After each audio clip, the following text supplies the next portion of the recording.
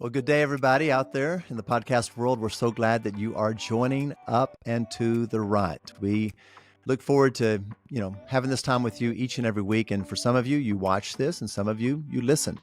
But we do hope that you take a chance to share this with somebody. And we have a diverse group of individuals that join us each week that represents everything from pastors to teachers to today, we have a coach. And so Hello. I am thrilled to have Latesha Woods on with me today. Thank you for having me. It's such a blessing and an honor to be here this afternoon. Thank you for having me, Pastor Randy. Well, I am so glad to have you on here. Now, let me just kind of take just a moment to get to know you a little bit. So from now on, I'm probably going to call you Coach Woods throughout this because that's your position. That's what you do in a day-to-day thing, besides being a mom and a wife Yes. and a sister probably, and a lot of other things in life. But so talk to us a little bit about you. Tell us a little bit about who you are as a person, maybe your family. That'd be helpful for the audience.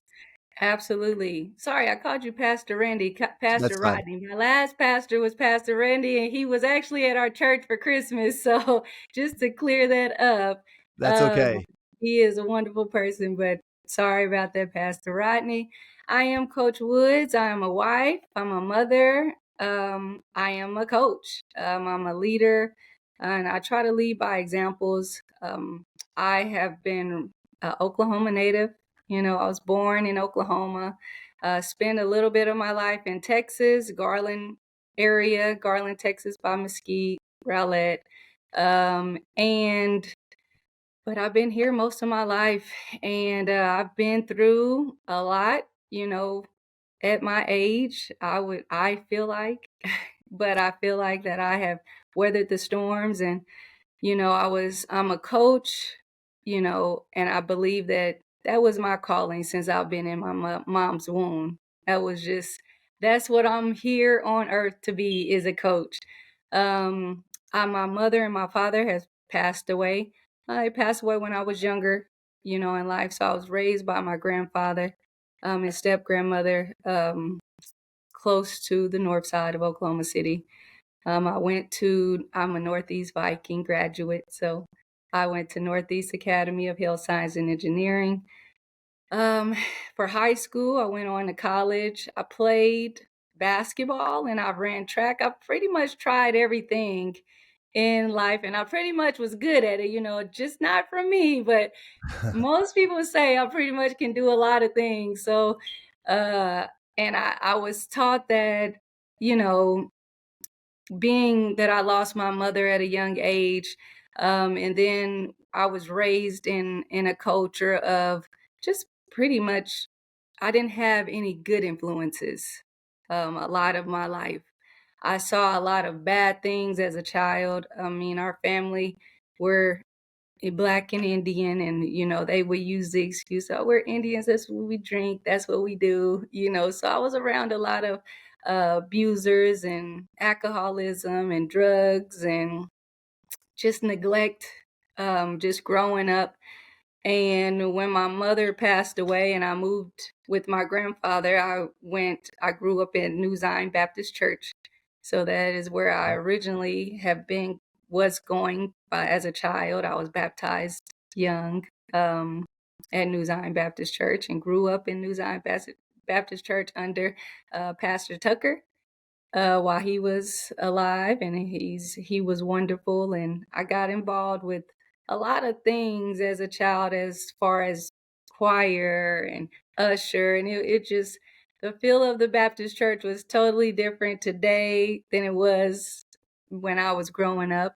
Um, and so I've been around church. I've been in church, and before my mother's passing, we didn't. I grew up, but as I was growing up, I was having to grow up, almost alone.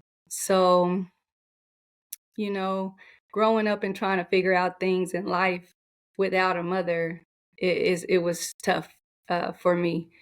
And I prayed, and I'm thankful that God has given me like a forgiving heart and a forgetting heart. that, some of the things that I've went through in the past, you know, anywhere from homelessness to just neglect, so it was a not a balanced life for my age as a youth. But one thing that I did get, from my mother was the loving heart and a forgiving heart. We may not have had much, but she never judged anyone. She always loved everyone, and her door never was locked. That's another thing. Like, the door stayed unlocked, so anybody could walk in the house at any time. That was one thing I remember. Like, what? Everyone just walks in. Like, it didn't matter if it was what time of the night. The door was never locked. So, that was something that kind of stood out. And but I don't leave my doors unlocked, but that is something that if someone ever needed anything, they could walk right to her kitchen without asking, get water, sugar, whatever it was. They didn't have to ask. And she would know that it was missing quickly, but it wasn't a thing that, why did they do this? It just was an open door policy, so.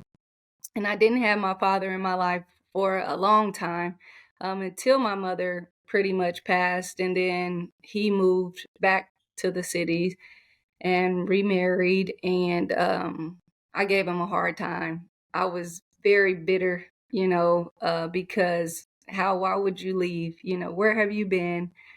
So I did give him a hard time, but as he never missed any games, he never missed any track meets. And then when I finally opened up, to okay, well, maybe this is real. Maybe his actions are speaking more than his words used to speak. So then he passed on my freshman year of college. So yeah, it's been some times, and it's been some growing pains, but I believe that my calling, like I said, has always been to coach, um, and to be around kids and be a vessel to kids. Because when I was growing up, I started on a track team, and it was called Running for Jesus. And I remember the colors were purple and gold, and I just loved running. I loved working out. I loved beating people. I just loved it. What I didn't understand was, as I was running with having that name on my chest, I was getting mocked, so my coach was also a pastor in a church, and he kind of took me under his wings, and he picked me up for practice, picked me up for church, and he just kind of made sure that I was taken care of because he knew the absence that I had missing for as far as parental guidance. But um, while I was running for Jesus, and as I got older, I it taught me a he, not just the coach, but just myself, my inner self, kind of understood that, it's crazy how you can be mocked, and no one, you really truly don't even know who this person is. And not only that, but I never had got beat in a race or a long jump growing up. So everyone only accepted me because they were influenced by me, as I was winning races, versus me being proud of the name on my chest. And now, after a while, everyone on the track team was pretty good. We had a lot of coaches' kids, and we were small, but we prayed after every practice. He taught me on it. One track meet he had a flat. He taught me how to change a flat.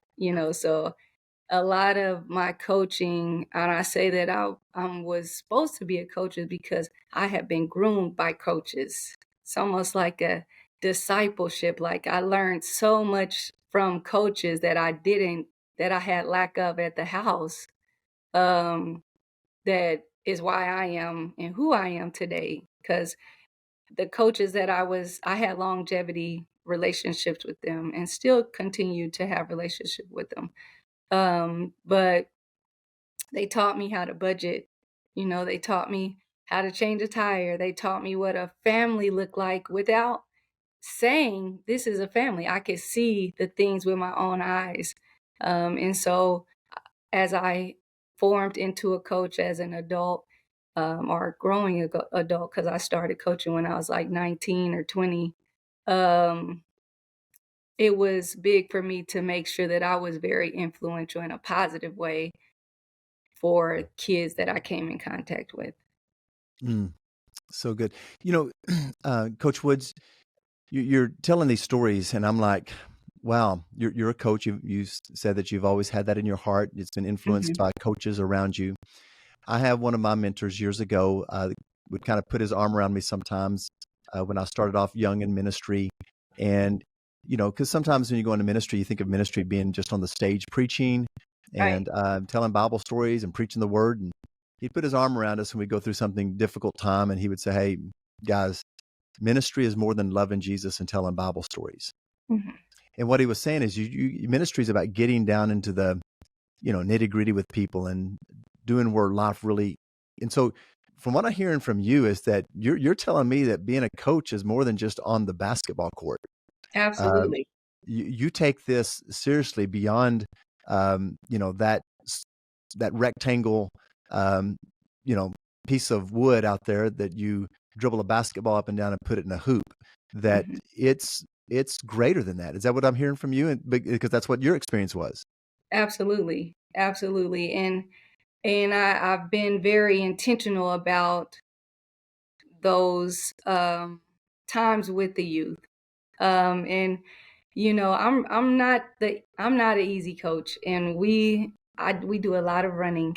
I like running. Running was my first sport, so I mean, if you can run, you can do anything, right? So we do a lot of running, and you know, the parents and my voice really doesn't penetrate. I have a kind of a soft spoken voice, though some would say, but my athletes can hear me. If I'm at a track meet and they're at the 200 and I'm at the finish line, they can hear me. If I'm coaching in the stands or I'm at the basketball game and it's a crowd full of people, they can hear me. They can't hear anyone else, but they can hear me. And those points that I received as a child from other coaches, I wanted to be able to give someone else because I was that kid that worked hard, extremely hard, listened, and I led by example. And a lot of people looked up to me, just because of that. So I knew young that, um, I had something special, inside of me, and I could lead someone to a negative impact, or I could lead someone positively. But even in the midst of just going through that as a child and being really unknowingly groomed by, I know they were probably intentional about it, about showing me kind of the ropes, I guess you would say, to life. Um, I remember I have medals, I mean, galore, national championship, state championship. I never lost this at state. Um, and all those medals that I have, I don't remember half of them, but I do remember the time that was spent, the dinners that I ate, the conversations that I had, the nights where the coach would just drop me off, but just sit on the porch and talk to me. So those were pretty much bigger than what I was experiencing. And I think it made me tougher. It helped me not be as weak as I could have been under my circumstances.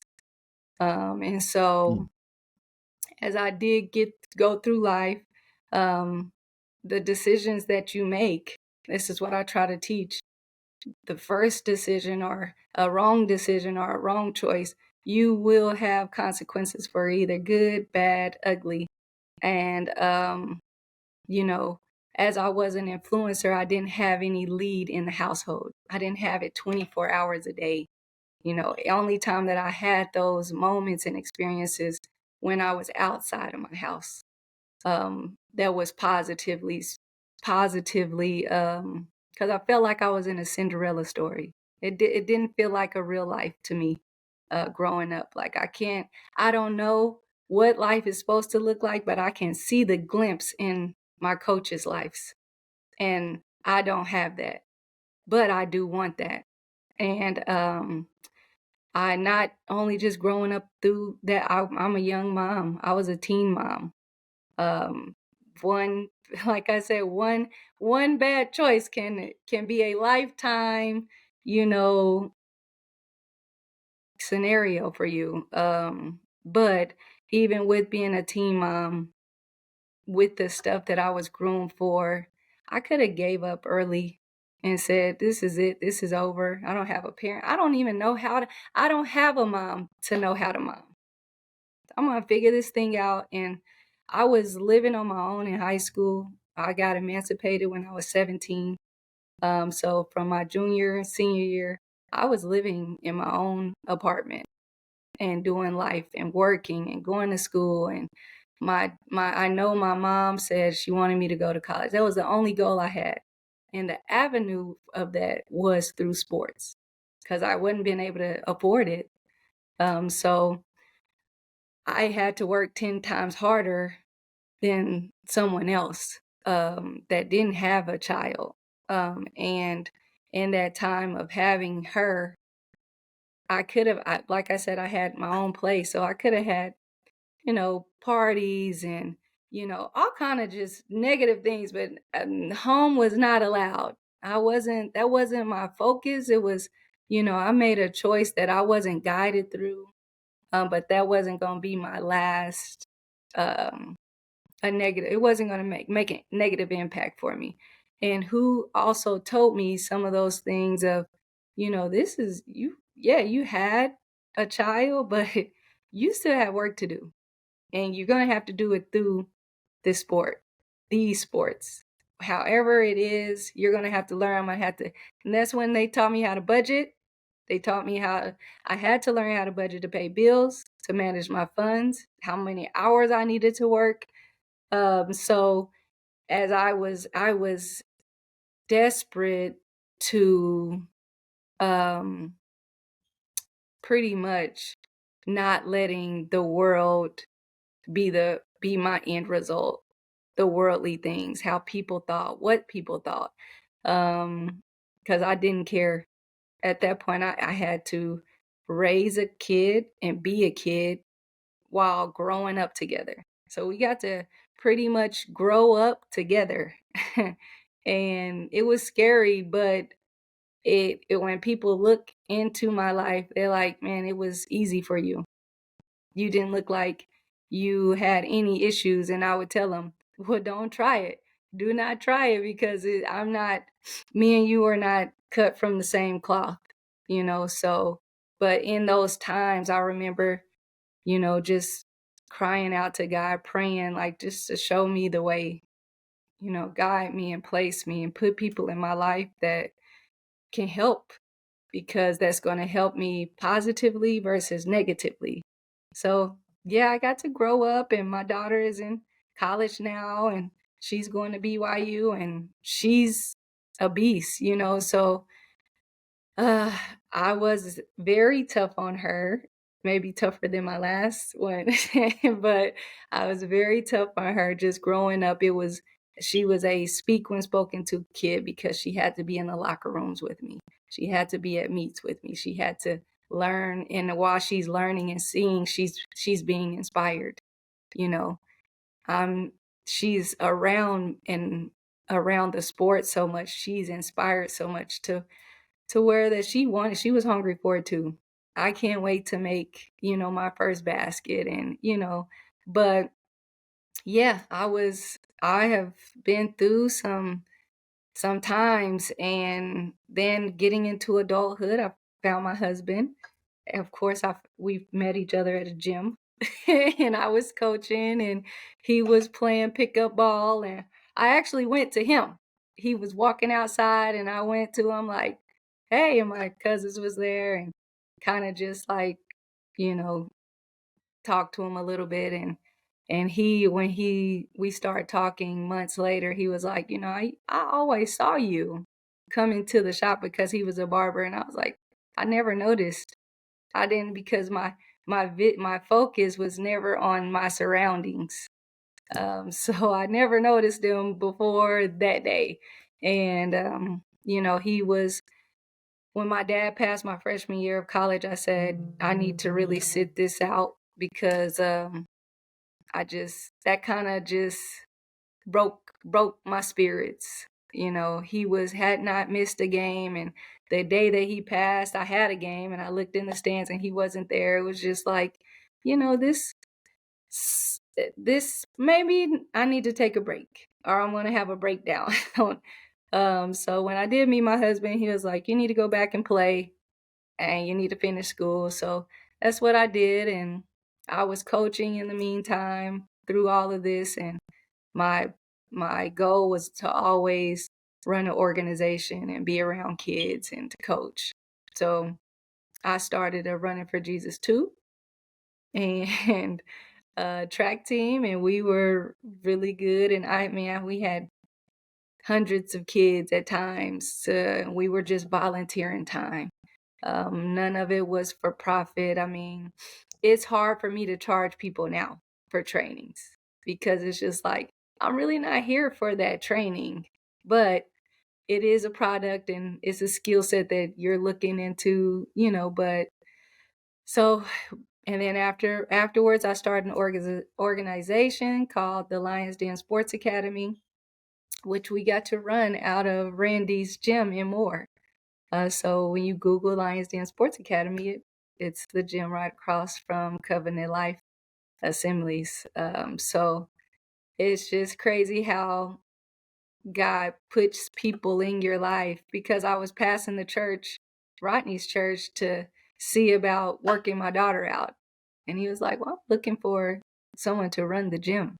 And I'm like, wow, I was on jury duty leaving on lunch. So it was like, should I try? And I was in Mid America working um, in the financial aid office. And I'm like, this is it. I'm going to just put everything out there and go for it.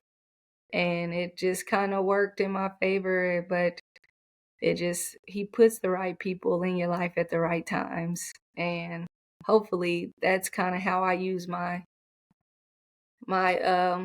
coaching, as just an avenue to be vessels to the youth. You know, listening to you and your story of you obviously very gifted, that you can see in regards to athletics. That is obvious. But you also went through a very hard time. You Mhm. went through very difficult times. But what I see in there is that how the church has been a part of that process, and you've got a Mhm. foundation there early on, that was met with a lot of challenges. Jesus uses the example of the a foundation. You can do it on sand, or you can do it on the rock of Jesus. And if it's on sand, when the waves and the troubles of life come, it's going to wash everything away. But Mhm. when you are built on the rock of Christ, that doesn't mean you're not going to be shaken. Doesn't I mean you're going to, take some beatings from the waves of life that come and hit you, and the winds and all that stuff. But if you remain on the rock of Christ, there's a saving grace. There is going to be a sustaining grace that is there, and I see that in your life. And do you feel like really your faith in Christ has been something that has just carried you through? And actually, God's grace in that is providing people in you that have loved you well, um, Yes. and that have helped nurture you, and to, maybe they're, in some of these individuals might not be discipling you as a follower of Christ, but they are discipling you how to be successful in life, which is very much it's a gift from God too. Absolutely. Absolutely. I can say that in the field of sports, it's almost you feel almost bipolar, because you want to change. Say, for instance, if I'm coaching a game, you come in calm, 4 or 5 bad possessions, then you might go crazy. It's like, you have to I had to learn over the years of coaching, and not just learn, but mature, want to be better, because when you're a young coach, you still have that fire from when you were playing, when you played in college, and then so the passion comes out into your coaching. But though some of the things that you say could be detrimental. And I had to learn early, like I can't say certain things. I need to take that out of my coaching. That has to come out. If I'm trying to connect a point, that that might needs to leave, especially depending on the age. You can't talk to a 5-year-old like you could talk to a 18-year-old. So, and then when I watch, I do a good job of just watching others. When I watch great coaches and when I watch just, you know, intramural coaching or the youth, AAU coaching. And then I see how a coach responds. Are they getting teched? Are they getting kicked out? Or are they just cussing and the fans is going crazy? I just felt like I don't want that. I don't want that. And if that was me, I wanted to apologize because I don't want to look and be an influence in a negative way that it impacted kid. So definitely I had to learn and mature. And then over the years, and I stayed to myself a lot. If you wasn't really a part of our team and our group, I didn't hate you, but we were about to play you, so we want to beat you. So, but anytime I saw a kid, and it was been a loyalty for me. I never tried to take a kid from a coach or take a kid from an organization, or anything like that. And if kids did come to me, I would ask, like, hey, coach, this kid is looking to come over here. I was just making sure that you knew, it's just a process for me. So being loyal to our program because we couldn't even dribble, couldn't shoot, we couldn't do a thing was big because there's a process. And I'm learning just with coaching, it's the same thing as when you're trying to figure yourself out in life with God. Um, and how much you have to be intentional with seeking him. And it's I like I said, I've had times where as I was growing up and even in a marriage, like I grew up, I didn't see a marriage. I didn't see a two-parent household. I didn't see what a husband and wife, how do you communicate? So on the surface, you look so well put together. you know you look so good, but in the house it's like you have to figure this out. You have to be intentional about things, and it does take maturity, and it does take prayer. And when that was set aside for me, so much negative came into my life, because we are working with, let me see how we can financially get better. So you're chasing funds, you're chasing a job, you're chasing a career, you're chasing what others may look and think of you. And as I was growing up, that's not what I was taught. I wasn't taught to chase. My cup was always half full, never empty. And um and through times of trials, you have to be able to work through or push through or let it go, or let it go and let God handle it. But with taking a step aside and just going day to day and really compressing your faith and compressing what you should be doing when it comes to a follower. Um, then I ran into other hiccups.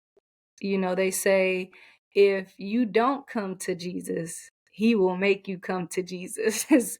And I had a time of 2 years, maybe 3 years ago, I was going through, just as I was coaching, I'm coaching every other weekend, I'm coaching every weekend, and you're missing church. You're missing time. It's in my heart. I want to be there. But you're neglecting the time on Sunday for this recreational activity. And that started to, touch me in a different way. But I didn't stop. I kept going, and then God said, "No, you need to see me, you need to feel me, feel my presence and obey."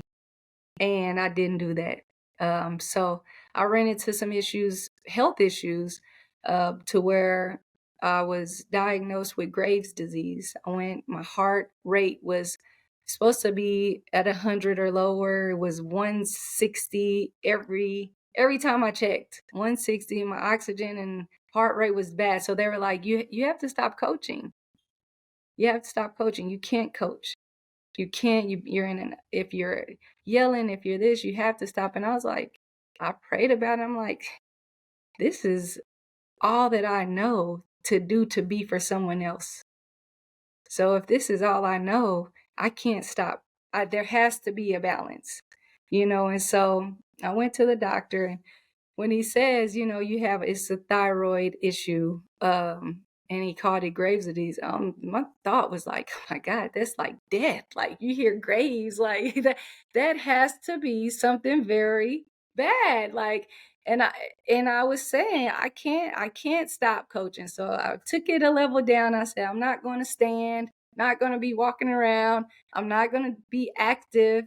I will continue to coach, but it while doing that process, it helped me um, build better relationships. And it kind of humbled me a little bit, because I don't know who I would be if I couldn't coach. My identity is coaching. I feel like if that wasn't something that God had planned for me in my mother's womb, what is it? You know? And as I continue to grow, because that was, like I said, maybe about 4 or 5, maybe 5 years ago, actually. And they say once you have an autoimmune, because thyroidism is an autoimmune disease, you'll have another. We're surprised you don't have another. And so I kept coaching. I started, um, just I never stopped praying. That's one thing that never has left my life, was stop praying. Um, so even when we're trained, every time we trained, we prayed. And I was very intentional about praying after we trained, because some of those kids may have never prayed, don't know what prayer looks like, and never will be introduced to it if they don't get it here. And then as we kept growing and the organization grew, I started picking kids to pray. And it was so uncomfortable for them. And I would pick one or two, and someone would just, like my daughter would say, thank you for, thank you for, amen. And I'm like, that's thank you for everything, and we would just clap for her. Just, you may not know what to say, but he can hear you. He can hear your heart. So some of those kids are with me in high school now, and they started with me when they were 8, 9 years old. And I could just see how God has worked in their life and has, just turned them into wonderful human beings, and I'm glad and I'm proud to be a part of that. I was glad and proud to be a part of the process for that and for them. And some of them are seniors now, and it's going to be a tough year for me, because I've watched, and they've got to watch me in every path in life through, the thyroidism, through, you know, car trouble, financial issues that they don't know about, because that's not what I present to them, and that's not what I want to see. But I am not I don't leave them absent to I'm perfect, So I believe that I have been through certain things to be a testament for someone else, and a testimony. And Tiana Monsi is how I am at North Church. She invited me to a praise and worship at Scissortail, and we went and we just listened to her sing. And I'm like, oh, she went to Northeast as well. Um, and we went to a praise. We just laid out our mat and sat there and just saw how many people got together to worship and praise God. And I'm like, this is where I want to be. This is I've been in a gym and in a track field and in all different areas, but this is a true feeling of life. And I was hungry for that. And it so after that I asked, where do you go to church?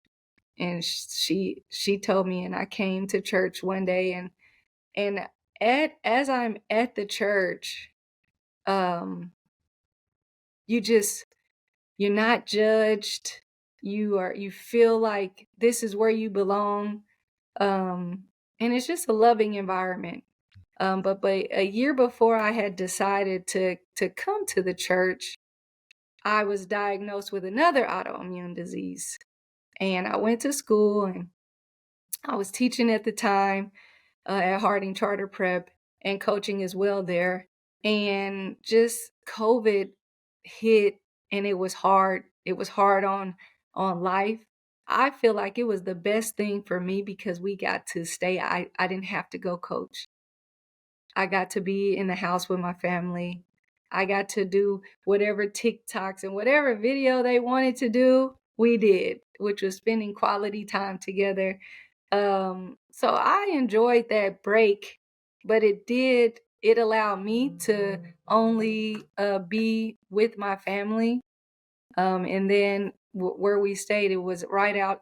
We walk out of our back door as a basketball goal. So we did YouTube individual videos for our organization. Post your video. Here's your video. It was just fun. And they were still growing. They still love basketball, but we couldn't see each other face to face. But in that time, like I said, I was diagnosed with I caught COVID. I went to professional development day. A teacher's kid had COVID. We were in the same group, and yeah, I caught COVID. And as I caught COVID, I was already in fear of COVID because me, I'm like a perfectionist and I'm watching CNN and the numbers of deaths is just turning and turning and turning. And I'm like, what do I need to do to not catch COVID? Or what do I need to drink? Lemon juice? How do I make this work where it doesn't affect me? So the good thing is when I did catch COVID is, um, there wasn't anything good. I thought I was dying. I was so weak. I was unrecognizable probably by day 11. My body was covered in just my cells were coming out of my body. I didn't know what was going on. Like, what is COVID is bringing this? Like, I didn't want to come out of my room. Because I didn't want my kids to see me the way that I was, because my image have always been everything, So I went and did blood work, and the doctor was so very unempathetic. He had no sympathy. He came in there and he's like, "Well, Latesha, you have lupus, and I will see you here in another week or so. I'll get you scheduled." He was almost like I was contagious, like lupus can be caught by, interaction. So I'm like, so when I walked out and I looked up lupus, the only thing that I saw was people dying. I and everyone when I only connected with a certain because I was taught to not let everyone pray for you as well. So some people's heart and intentions is not in that prayer. You don't tell everyone everything because what they think could come into fruition. So my small circle that I had, I called them and my family and my brothers and my aunt, and I mean everyone was in tears. So then I'm scared. I'm scared, I'm nervous. I don't know what is about to happen. I can't leave here because my kids can't not have me. Is the only thing I could think of. And I had a step in my bedroom that led me to outdoors. And I remember everyone being at school and being at work. And I just walked outside and just cried like, I don't know why I have this. or why you gave this to me, but I know that I'm going to get through this. I know that I won't have this within the next 6 months. It will be clear from my body. And whatever way you need to use me with this disease, I will try to be a vessel too. Because I have to only be having this, Lord, because I have to be an advocate for it. That's the only reason why you would give this to me. I don't know why else would you give this to me. And in my mind is I was straying far from him, not purposely, but just in the lifestyle of comfort and idle. I don't have any idle time. I'm busy. I'm too busy to step away. So he made it clear, like, you are you are my child, and I'm gonna get your attention. And he definitely had it. And I got rid of my doctor because I felt so lost after I left him, and I prayed that he would send me some specialists, and I received about 4 wonderful specialists, and I called to make an appointment. And my first appointment with my nephrologist, she said, "Well," she said, "Well, why are you here?" And I said, "Oh, I have lupus." And she said, "Well, how do you know you have lupus?" I said, "Because do you not see the blood work? The doctor said I have lupus, and that was in my bloodstream." And she said, "Okay, well, I want to do a biopsy on your kidney." And so fast forward, we did a biopsy, and I had stage 5 lupus. Now, you hear stage 5, I'm like, I'm dead. Like, this, anything stage 5 is like, how many months do I have to live? And I'm just in tears. And she's like, I just want to tell you, like, that's that's probably the best one to have. So in lupus, it goes 5, 4, 3, 2, 1. One's the worst, five's the best. And I said, okay, well, there we go. Now I have something here. We could do something with this. And she said, you gonna, like, I had why I was unrecognizable, because with lupus, it's a skin disease, and those cells was coming out of my body and my face to where the doctors didn't catch it in time. So it was just at a 10 all over. Um, so, and I didn't want to go around my kids in the organization. I let my husband go. And if I did go, it was okay because we had masks. So I would be masked up, but I couldn't stay away from the gym with them. I needed to see them. They were like my lifeline. So I called Tiana because she also has an autoimmune, and someone referred me to call her, and she said, yeah, she prayed for me just immediately over the phone. Not only that, she went to the extent of sending a recorded prayer to me a few times. And I felt like she kept me inspired, just by knowing she's walking this walk, you know, and she looks wonderful. But she too is going through the same things that I'm going through. So I tried to join groups that had lupus so that I could be aware of, why am I in pain? Why is this happening? What does a flare up look like? So that I could just educate myself. And all of this going on, the kids doesn't know that this is going on. So I'm trying to keep this image of, um, I'm okay, you know. And then I had a flare up to where we were going into our state playoffs.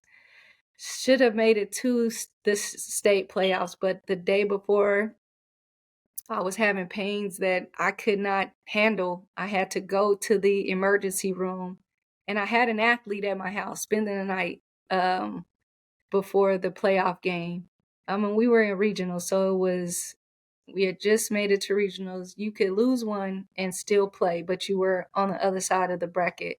But you were 2 games before state. So she stayed the night. We watched film.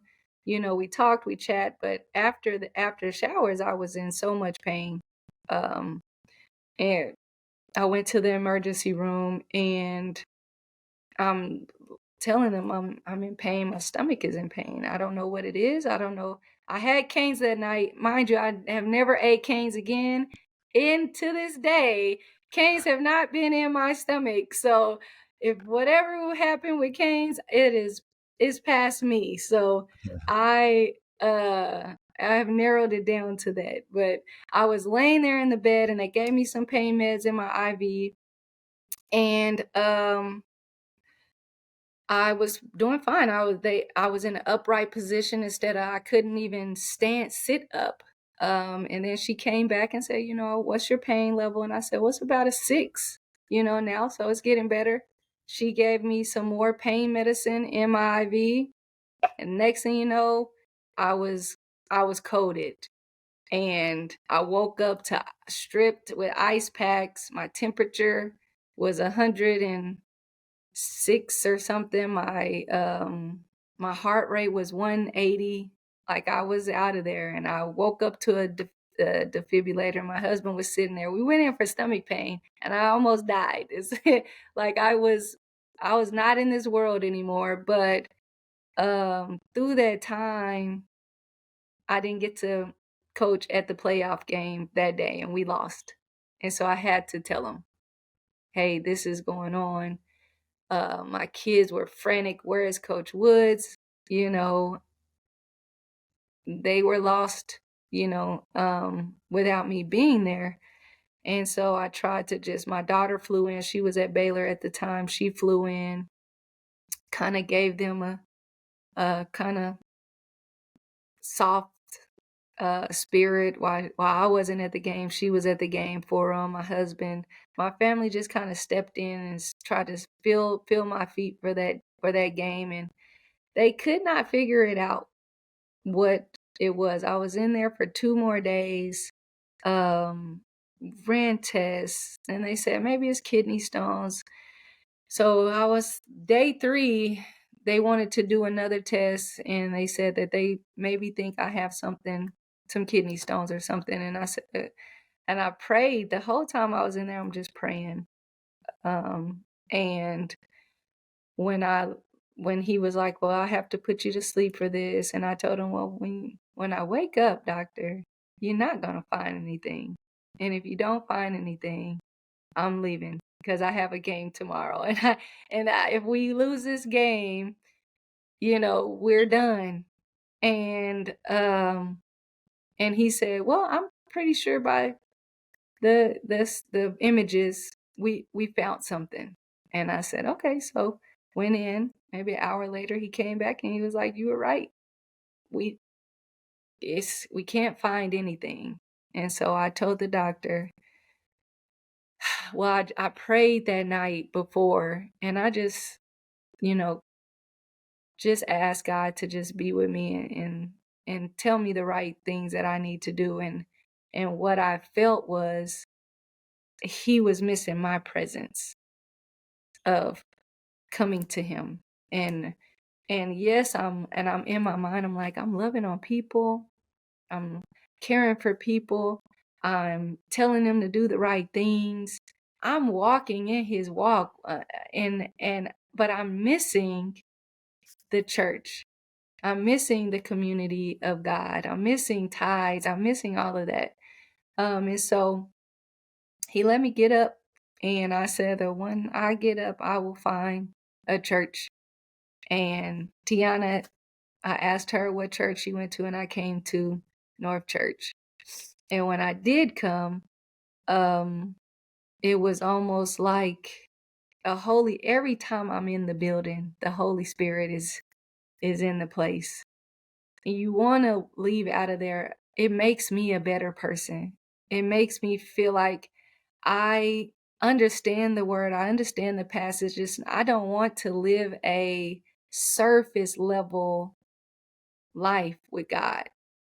I need to be able to pour into him so he can pour into me, because I can't do this without him. And so I have not missed a Sunday since. uh, 2022, I would say. And we've been, if we miss Sunday, we're there Thursday. So because it was wonderful because I was missing Sundays because of basketball. Well, then I'm like, this is the best church ever. We don't have basketballs on Thursday, so there's no excuse. I'm gonna be there. So yeah, so um just within the years of going to North Church has changed my life. And then just being a coach, I left Harding and now I'm at Douglas. Two different environments, two different cultures. Education was pushed at Harding. Not saying that education isn't pushed at Douglas, but the culture is changed.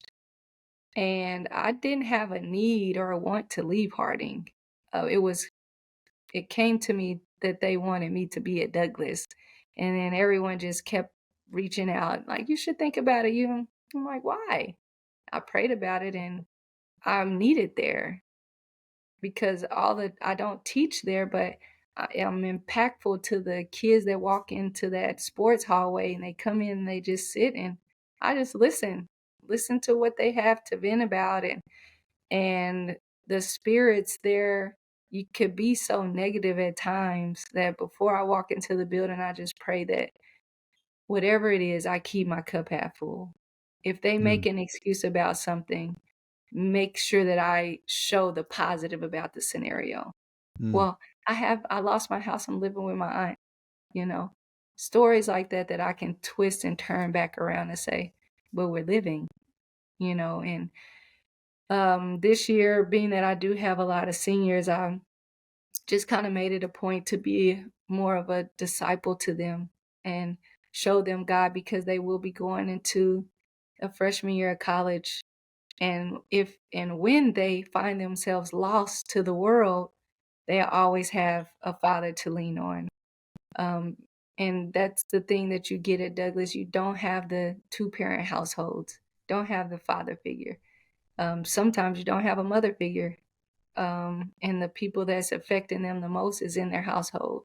So when we do come, I just try to get them in the church as much as I can when I can. We have days where we just have Bible study. We just pick out a day each month. Hopefully, we try to do it twice a month and just go through the books, each book. And mm. it took me a long time to do it. It was on my heart all summer to do it. I bought books and I bought this, and then I just felt like I'm not qualified to teach this. I'm not qualified. And then I had to realize, well, who else? Who else is? Who else So is? good. So good. So, So but good. I've had to get baptized right at North Church. So, hell lost And another one. and and your children, your Yes, biological children. yes. My Yeah. my daughters, two of my daughters have gotten baptized at North Church. So, it has just been a blessing. And then, I still have works to do. Yeah. And but I'm trying to be more intentional on how do I complete that task because everything else I can make a plan for. It's A and B for me. I don't like to go off the grid. How do I make a plan for God in my life and continue to be a vessel? Because if that's my true calling, then when these kids leave, they see the same that I saw, So when I'm in Douglas and we have games, I dress up. I carry myself very strong-willed because I am around a lot of Black students. A majority of the kids are Black at Douglas, and I want them to see what a Black educated coach or woman look like. And if I never talk to them when they see me, the presence is strong. And so I try to just let, people walk into their own lanes, but I definitely try to correct when need to be corrected. But I love on air all of my athletes. My door is open. I've taken in athletes. They have lived with me, for a school year. If they are having problems at home, I'm the one that usually fix those problems. And parents, though they might not see any time on the court, it's bigger than the court for me. And I don't think that adult figures really comprehend that until they start seeing their kids change, or they recognize, if I tell Coach Woods, then you're going to change. Mm. So no, don't tell Coach Woods. Please don't tell. I'm scared to tell Coach Woods. Do not tell her anything. I will fix it, and we got to make the standards for grades is A's and B's. You make a C, you're average. We're not trying to be average. So Mm. I do a lot more in coaching. It's not about the X's and O's, and I really believe that my expertise of coaching surpasses high school, because I have noticed that I can touch in more ways than X's and O's Mhm. that can change the mindset of a kid. Well, Coach Woods, I want to say thank you very much. You have you're making a huge difference in the world that you are part of, and that is your training outside of Douglas and all the girls that you impact there through your AAU ball, and then also at Harding, but now at Mhm. Douglas. Yes. And last year you went to the state championship game and Yes. came just a little short. And in Yes. fact, the girls on the other team, or many of them, you are girls that you have Yes. trained and you have helped coach in Mhm. AAU ball. And so you're winning. You're Yes. winning.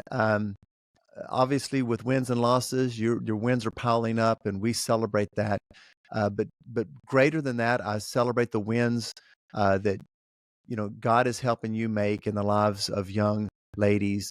And these young ladies are going to represent families down the road, and they're going to Mhm. forever remember Coach Woods, and they're going to remember the difference that you made.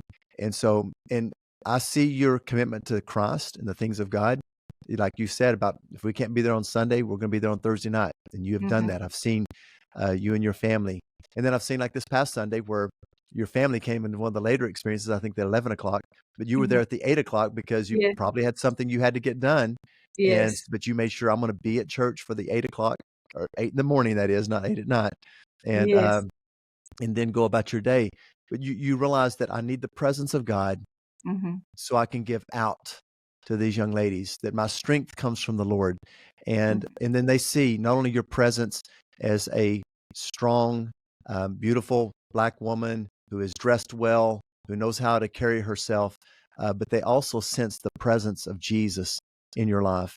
And to me, that's the greatest. And I want to say thank you for that.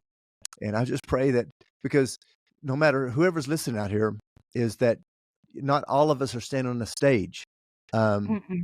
our stage might not be in a church. Our stage may be in a basketball court like yours, or it may be yeah, as a teacher, or it may be as, you know, a worker in a factory, or an engineer, or a doctor, or a work at home mom. Whatever it is, all of us have a platform to to be the example of Christ. And I want to say thank you for leading the way in your arena, and I Mhm. celebrate that.